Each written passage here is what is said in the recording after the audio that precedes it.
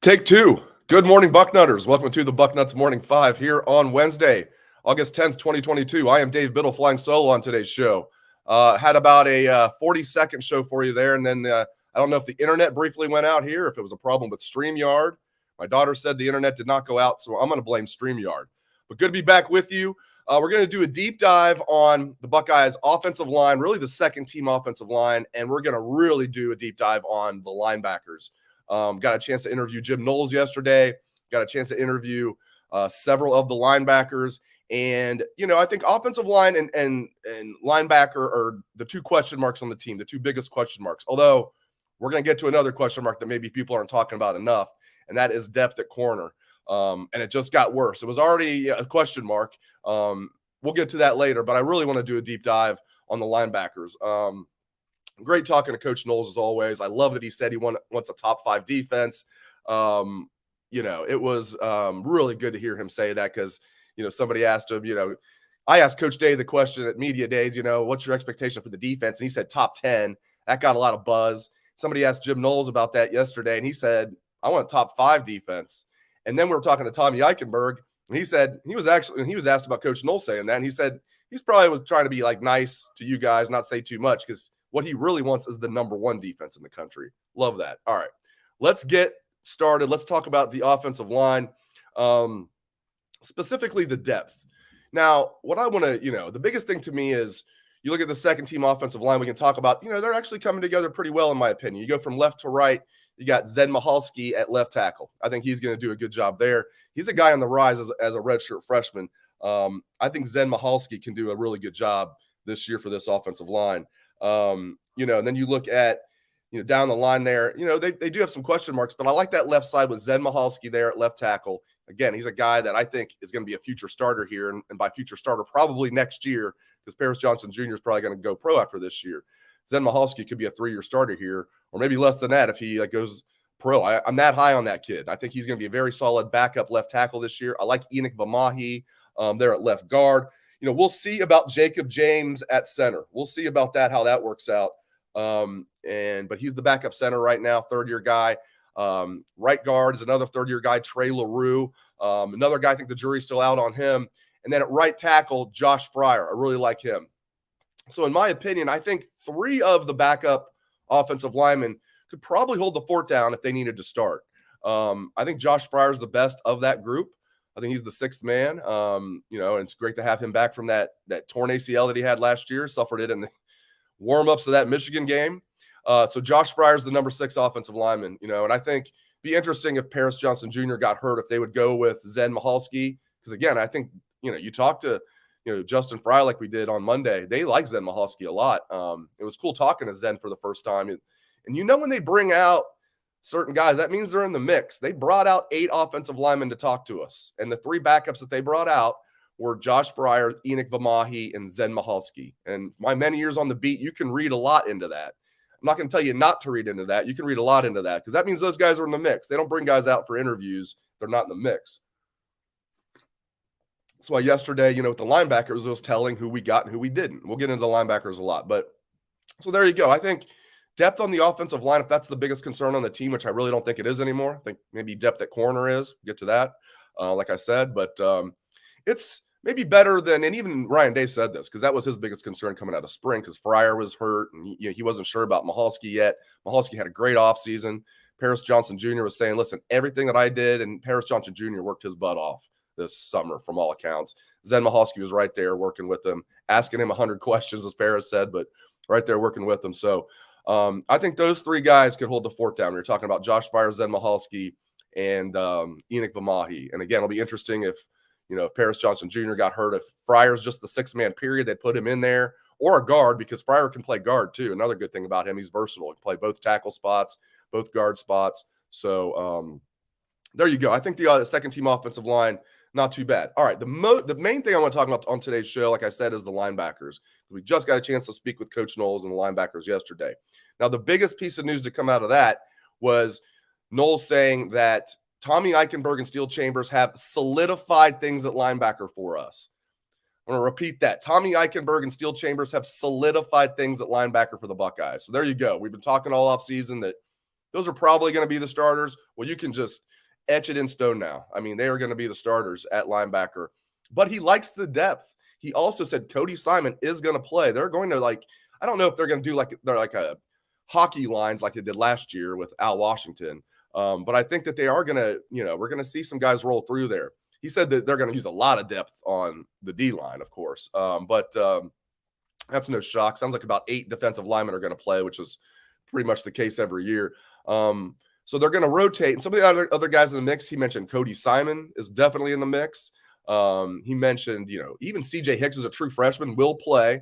I don't know if he's going to be necessarily, maybe he'll get the 4th or 5th most reps. We'll see how it works out. Sounds like Cody Simon's going to be that number 3 guy. Chip Trayanum's definitely in the mix. And we're hearing Chip Trayanum's the fastest of the linebackers. And, we got a chance to speak with E.A. Natiote yesterday, and Doug Lamarice from the Cleveland.com and Buckeye Talk Pod, who always asks great questions, was asking EA for some superlatives for the linebackers. He was asking him, who's the fastest? He's going through all the guys, and he said Chip Trayanum is the fastest of the linebackers. And after Doug was asking, I was trying to get it in as Doug was asking, but, being a little rude there. But I was like, I wanted to know who would win the silver and the bronze, and he said in no particular order, it would be, C.J. Hicks and Steele Chambers. So those are your 3 fastest linebackers, Chip Trayanum, and then in whatever order, Steele Chambers, C.J. Hicks. So Chip Trayanum's in the mix. Teradja Mitchell's in the mix. So, we'll see. And those are the guys that they brought. Well, they didn't bring out Chip, but they were going to. He had some type of conflict, or I'm not sure what it is, but Chip Trayanum's definitely in the mix. They did not bring out Reed Carrico, and Jim Knowles did not mention him as one of the top 6 guys. So I found that to be a little interesting. Gabe Powers, I think, is a year away. That's no surprise there. So I'm probably leaving somebody out doing this off the top of my head, but telling you, who the starters are now with Eichenberg and Steele Chambers. That's a bold statement for him to say these guys have solidified things at linebackers for us. So, and then Cody Simon, again, he's coming on. Chip Trayanum, C.J. Hicks, Teradja Mitchell. We'll see about E.A. Natiote if I don't think he's in the top 6. He might be that 7th guy. And then we'll see about Reed Carrico. It might have just been a thing where Jim Knowles is speaking off the top of his head, and Reed Carrico's maybe more in the mix, because I thought coming out of spring he was a lot more in the mix. So we'll see. I think the one guy who's probably going to redshirt, and they'll probably get him out there for 4 games, and maybe he won't redshirt. I don't know, but it's probably Gabe Powers. They got 9 scholarship linebackers. He came in about 214 pounds. He needs to add some weight and some muscle, but he's going to be a good one down the line. We all know he was a highly rated prospect. So so we'll see. Now, because Steele Chambers and Tommy Eichenberg have locked things down and solidified things, does that mean they're going to be superstars? No. I'm not ready to say either one of those guys is going to be a superstar. I do think Steele Chambers has a higher ceiling than Tommy, but I think they're both going to be good. And that's what they need, because I think this defensive line is going to be really good. I think Knowles' scheme is excellent. I think you guys are going to love it. Again, I love that he put it out there. He wants a top 5 defense, raising the stakes. Coach Day says top 10 defense. Everybody's like, whoa, if they have a top 10 defense to go with this number 1 offense, we all think it'll be number 1. I think that, if they're a top 5 defense, lock it down. They're going to win the national championship with this elite offense. So, we're going to get, I see some of the questions out there. We're going to get into the defensive backs. But I wanted to address linebacker. They got a ton of depth there. And it was just interesting hearing what Knowles said about that, and kind of getting the pecking order finally. Another thing I love talking about Knowles, he's not going to tell you, like, coaches hate talking about depth charts with the media. Obviously, I would too if I was a coach, right? Why are you going to put it out there? And you want guys competing. You don't want guys thinking, oh, okay, I'm the starter, I can relax, or a guy thinking, oh, I'm not even going to crack the 2 deep. Why am I going to bust my ass? Like, you don't really want that out there. But I like when coaches give us a little bit more than hints, and Knowles does that. So it was good to kind of get a feel for the pecking order at linebacker yesterday. Great depth there, and we'll see. Maybe Steele Chambers will break out as a star this year. I just need those guys to be good. It's kind of like what I said all offseason with the defense overall. If the defense is good to go with this elite offense, Ohio State's going to be a big problem this year for everybody. And if Coach Day and Coach Knowles get their wish, and this is a great defense, then this might be one of the best Ohio State teams we've seen, and they're going to be right there with Alabama to win the national championship. Because you look at this Ohio State roster, it is stacked. You look at Bama's roster, to the surprise of 0 people, that are watching this or listening to this right now, Bama's roster is plenty stacked too. So those are your two teams that are, to me, are head and shoulders above the rest this year. Georgia is really good. I think Clemson's going to be really good, and there's going to be some other teams in the mix, but I think Ohio State and Alabama, in whatever order, are head and shoulders above the rest. All right, DBs. Somebody asked about safeties. We'll get to talk about safeties, but I want to talk about corner first. I'm concerned about depth at corner. And I was concerned about it entering camp because they only have 6 scholarship corners, and I have never, ever seen that before at Ohio State. They have, 11 scholarship wide receivers. They got 9 scholarship linebackers. If they get the kid from USC to finally get on the team, Parker Lewis, they're going to have 3 scholarship kickers. Jake Seibert's also repping at corner, so I guess maybe they have 6.5 scholarship corners. He's not going to be a factor there. They have 6 scholarship corners. 2 of them are true freshmen. One of them's really coming on in Jair Brown. We're going to get to that. But here's the problem. You enter camp with 6 scholarship corners, and the talent, high-end talent there, the veteran, Cam Brown, who I think is going to have a big year as a fifth-year senior, come 2 years now removed from that Achilles surgery that he suffered, that injury at Penn State game early in that truncated 2020 season. He's now about 2 years removed from that. And he wasn't bad last year. And remember, he was the one mixing it up against Michigan. He was the one going at it when Michigan was taking cheap shots late in that game and talking, which, hey, they had the right to talk. They finally beat Ohio State and took it to them. Okay, but Cam Brown was the one fighting back, and I love that about him. He's got some dog in him, and now he's 2 years removed from that Achilles surgery. He's still one of the fastest guys on the team. Look for Cam Brown to have a big year. You got Denzel Burke, who was a revelation as a true freshman last year, now as a sophomore. You got to think, as good as he was as a true freshman, he's going to be better as a sophomore. Reasonable to assume he'll be better. We'll see if he's markedly better or just a little better. He's going to be better. Jordan Hancock was really coming on. The problem is he's banged up. Jim Knowles revealed they are banged up at corner. So not only do you only have 6 scholarship corners, they're banged up at corner, as Knowles said. Now, I don't know if it's serious. Somebody asked him, is Jordan's injury serious? And he said, that's above my pay grade. I mean, there's only one guy above his pay grade, so we know who he's talking about there. And Knowles makes about $2 million a year, so it's got to be serious information to be above his pay grade. But obviously, he's not going to talk about injuries when the head coach doesn't want to talk about injuries. So we'll see. Hopefully, it's not a serious injury to Jordan Hancock because they need him. J.K. Johnson's that next guy. Another guy, second-year guy. Man, did they land 3 good corners last year in that class. Kerry Combs, for all his shortcomings as a D coordinator, man, he not breaking news here either. He could recruit his butt off. Denzel Burke, Jordan Hancock, and J.K. Johnson in the same class. That is getting it done. So love that. Good news here is Jair Brown is really coming on, like I said. He's going to be that number 5 corner. And if Jordan Hancock's out, he's going to be that number 4 corner. Got his black stripe removed yesterday. Jair Brown, a true freshman who played his senior season in the Cincinnati area at Lakota West, but is true and was born in Ohio, then he moved at a young age to Louisiana, New Orleans, and he considers that his hometown. So he's been playing against top competition all through high school in New Orleans, Louisiana. And then we know, Cincinnati big school football is that has some tough competition as well. So Jair Brown came in ready to roll. He looked good in the spring to me.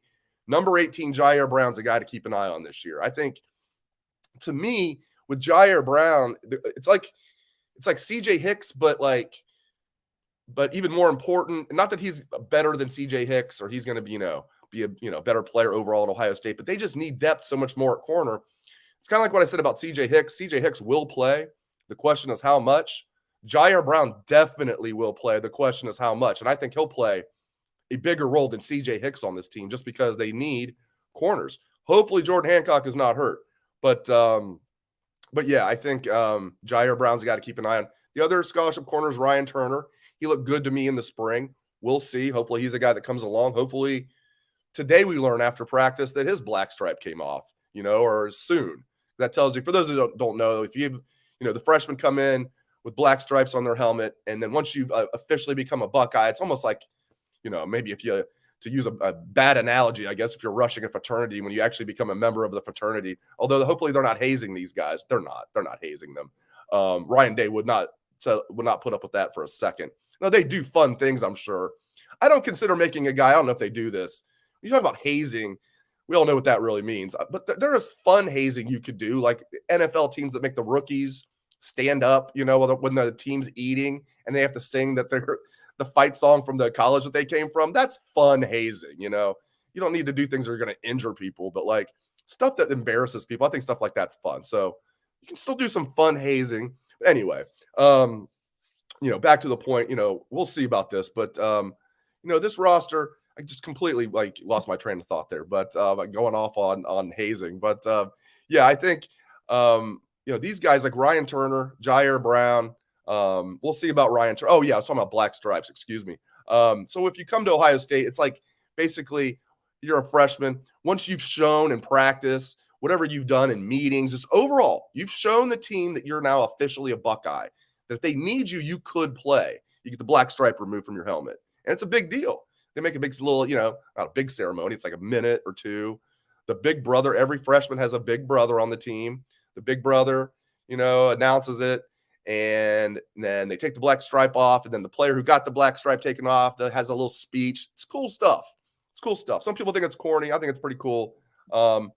Maybe it's a little both. I'm glad I remembered what I was talking about there, especially after the technical difficulties to begin the first show. For those that are just tuning in, we had about 30 seconds of Bucknuts Morning 5, and then it just completely like shut off.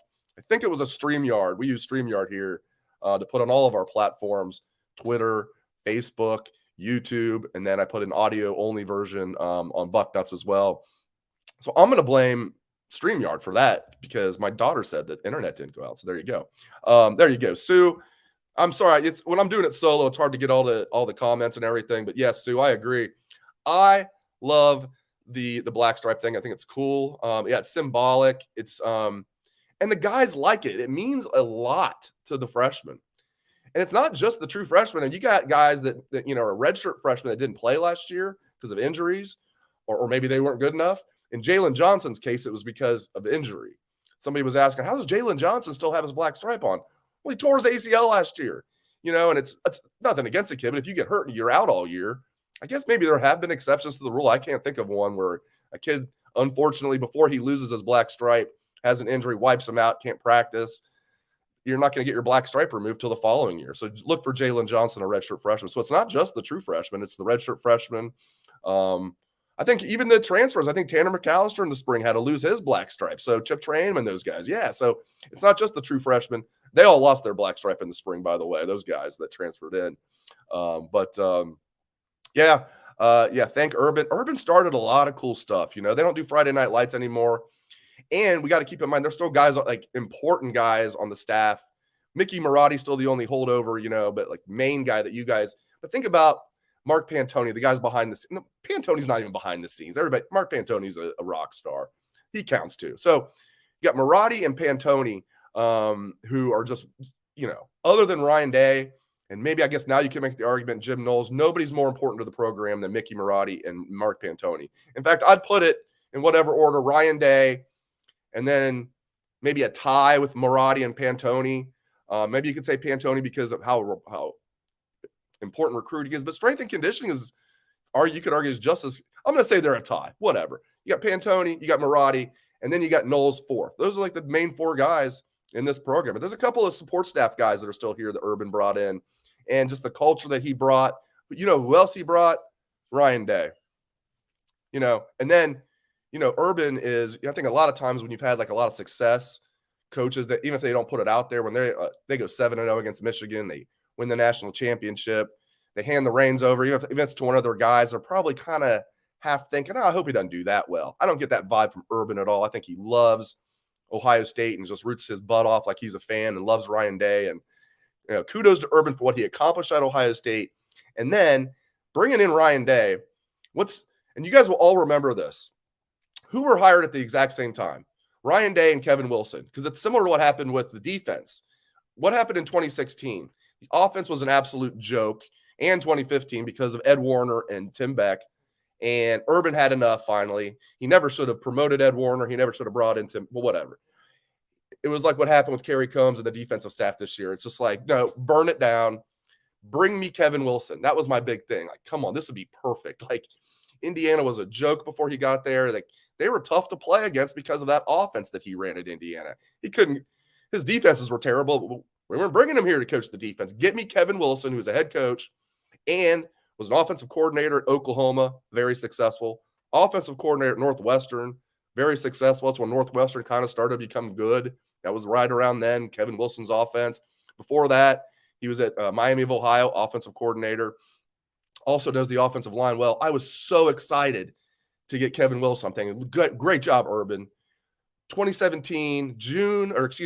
of 2017, not long after that embarrassing loss to Clemson, he's like, I'm bringing in Kevin Wilson as my offensive coordinator. I'm like, yes. And there's this other guy they're bringing in, Ryan Day. It's like, oh, this guy seems to have a pretty good resume. I had never heard of him. Never heard of Ryan Day. I was leading the campaign for Kevin Wilson, and he brings in Ryan Day as well. So funny how it worked out. And then you're hearing things that first year, like, this Ryan Day guy is impressive. And then we got a chance to interview him. You're like, whoa. You got that feeling there's certain coaches, over the years, you can just tell are going to be future head coaches when you talk to them. You get that feeling talking to Justin Fry right now, by the way. Look, hopefully the Buckeyes can keep Justin Fry around. You get that feeling talking to Justin Fry for sure. He's going to be a future head coach. Jeff Hafley, I could tell, is going to be a future head coach. Daryl Hazel, I could tell talking to him back in the day, even though he did really good at Kent State. And he didn't do well at Purdue, but tough to win at Purdue.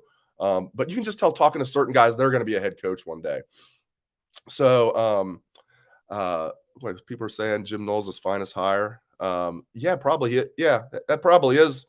That probably is Dave's. Well, Hafley, we'll see. The proof will be in the pudding with Knowles. Hafley was only here for 1 year, but you could say that Hafley was the best. You could say that because he was so freaking good. They had a lot of talent, but they had a lot of talent the previous year. And they went from, I believe it was 68th in the country under Schiano. And maybe in Schiano's fairness, he was actually a good D coordinator in 16 and 17. I think he mentally, with everything that happened at Tennessee when they screwed him over, I think that, and they brought in Alex Grinch thinking he was going to be a D coordinator, and they just didn't mesh. I almost give Schiano a pass for that because I think the previous 2 years he proved he was a good D coordinator, in my opinion. Anyway, and then Hafley takes them to the number one defense in the country. Last year, they were 59th in total defense, not playing against a lot of good offenses. And I think Knowles can take them to at least top 20. We'll see. But, back to the story. So, so they bring in Kevin Wilson. I'm just over the moon. If you guys remember watching, we didn't do the show live back then or put it on YouTube. We put the audio version on YouTube. But if you guys remember listening to the show in January of 2017, if you've been with us over 5 years, heck, we've been doing this show since the aughts. It was called Front Row Radio, and then we moved it to Bucknuts Morning 5, like in 2013. We changed the name, changed the format a little bit. But it was crazy because I was just like so excited to get Kevin Wilson. And then there's this Ryan Day guy coming in too. As I mentioned, I was like, pretty good, resume. It'll be interesting to see how he does as quarterbacks coach. And they gave him the title of co-offensive coordinator, Kevin Wilson, offensive coordinator. Thinking, okay. And then you're hearing good things about Ryan Day. And then we got a chance to interview him. Like I said, you can just tell he's going to be a future head coach. I didn't think it'd be here. I thought you'd have to go somewhere and then come back maybe. And it's just crazy to me that how it worked out, where like 2 years later, and really a year later, when Urban got suspended, Ryan Day was the interim head coach a year after he got here. He must have been like, what is going on here? They had Schiano on the staff. They had Kevin Wilson on the staff. I thought for sure one of those two guys would get promoted. Larry Johnson, when Ryan Day was out that one game, that Michigan State game because of COVID, Larry Johnson stepped in as interim head coach. I thought it'd be one of those three. That told you a lot right there that Ryan Day was promoted to interim head coach when Urban was suspended. So then it's like, wow. I'll be honest, though. When everything went down and, Urban had to, whatever you think happened, at the end of that, 2018 season, if he was forced out, if he retired for a year because of the health issues, and whatever you think happened, I think that there's some truth in everything. I think that there was definitely strife between, President Drake at the time. By the way, thank God Christina Johnson's the university president, not Drake anymore, but that's a topic for a different day. I think she does a fantastic job. I think he was terrible, but whatever. I definitely think that there was those two guys. I think those two guys, I don't know if Drake hated Urban, but I would bet you my life Urban hated Drake. So that, to me, there's something with that. But I'll be honest, when Urban stepped away, and then we were hearing it was probably going to happen. In fact, there was buzz throughout that 2018 season that it was going to happen, that Day was being groomed as the replacement, the successor. I'm thinking, geez. First of all, you don't want to be the guy that replaces the legend, as we all know in sports, right? You want to replace the guy who replaced the guy. You don't want to be the guy that replaced the legend. You want to replace the guy who fell short after the legend was there, and then you replace him and you can come in and get things back on track. No, that's not how it was. Day is replacing the legend. I'm thinking, I like Ryan Day a lot. Is he ready for this, though? This is Ohio State. As Jim Knowles has said, this is not an entry-level position. Not that, it was an entry-level position for Ryan Day either. My point is, I was thinking, he's never been a head coach on any level. He's been here for 2 years. I did like that he had those 2 years in the NFL. And when he was hired, he talked a lot about how those 2 years in the NFL, he dedicated himself to being as much of an expert on quarterback play as possible. Like he already was from his playing days and his coaching career.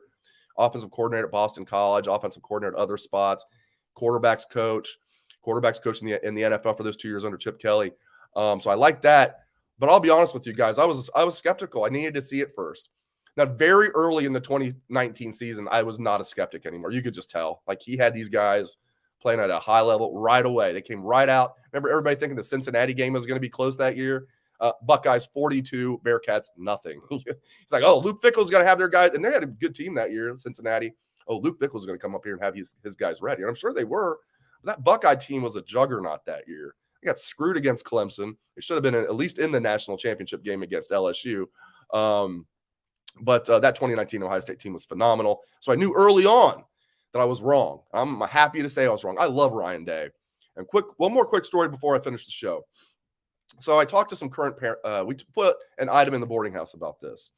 And boarding house is where we do like our rumors and inside scoops column on Bucknuts for subscribers. This wasn't a rumor or an inside scoop. It wasn't a kind of an inside scoop because it's coming from current Ohio State parents. I find this very interesting about Ryan Day. Speaking of being skeptical of Ryan Day, maybe I shouldn't feel bad that I was skeptical at first because, and I love him now. I love everything about him. I love talking to him. He's so good with the media. The biggest thing I like about him is he's a great head coach for Ohio State. That's what I love most about him. Great man.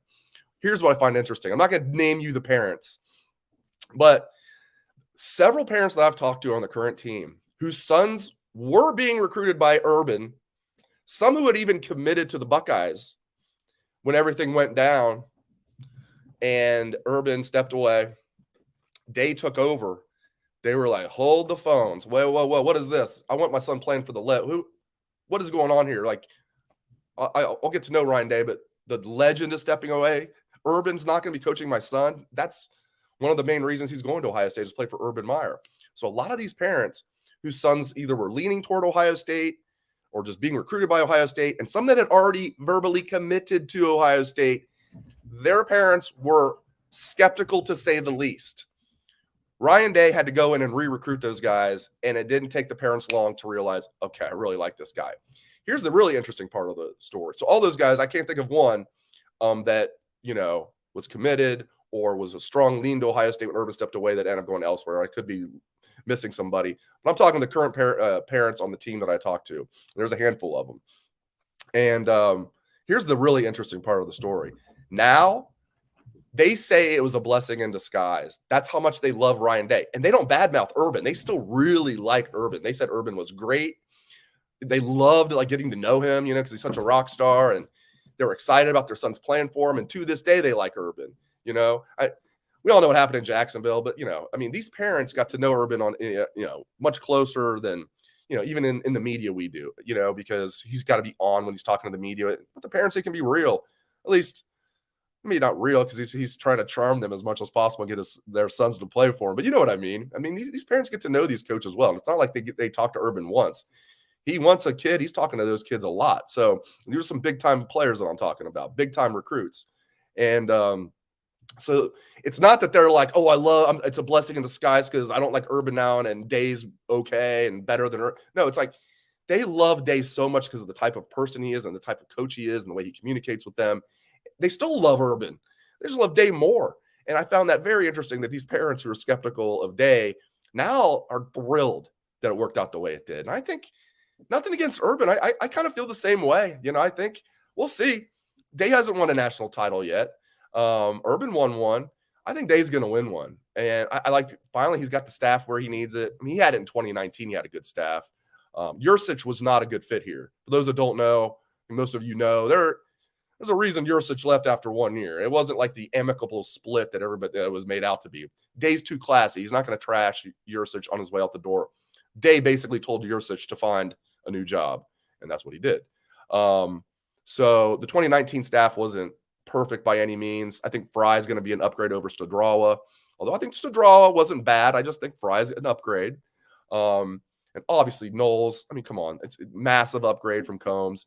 And I like the DB coaches. So listen, I think it's just fun. I mean, anyway, I just think Ryan Day, we'll see if he's going to be an upgrade over Urban. Time will tell. But I think right now I'm in that camp that the parents are, that I love Urban.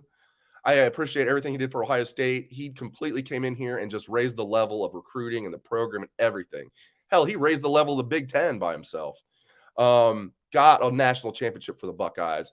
Maybe put it on cruise control a little too much after that. And the friends and family plan, bringing like Bill Davis, his best man from his wedding, and made some very questionable hires toward the end of his tenure. But still, I mean, 7-0 against Michigan, national title. Day has already lost to Michigan. Urban never did that. Day has not won a national title, but I think he will. Maybe it'll be this year. All right. Went way longer than I expected, but hey, we don't have availability at Ohio State today. We don't have interviews and practices and open. We've been over, our heads have been spinning since last Wednesday in a good way, because we get to watch practice. We get to interview coaches, players. Tomorrow's practice is open to the media, 9:30 a.m. Afterward at 11:30 a.m., probably more like 11:45, we will interview head coach Ryan Day. And I will ask him about how he's such an upgrade over Urban Meyer. No, I won't ask him about that. I'll ask him other questions about the team. Really appreciate you guys being with me again. Like, I see all the comments. I really appreciate them. It's hard to, when I'm doing the show solo, to click on them and see exactly what you guys are saying. But I do appreciate all the comments. Really appreciate you guys tuning into the show. Cannot thank you enough. Sorry for the technical difficulties to begin the, I guess, first broadcast. We're going to call it that. Glad this one hung in for us. So thank you so much for joining me. Really appreciate it. Hope everyone has a great day.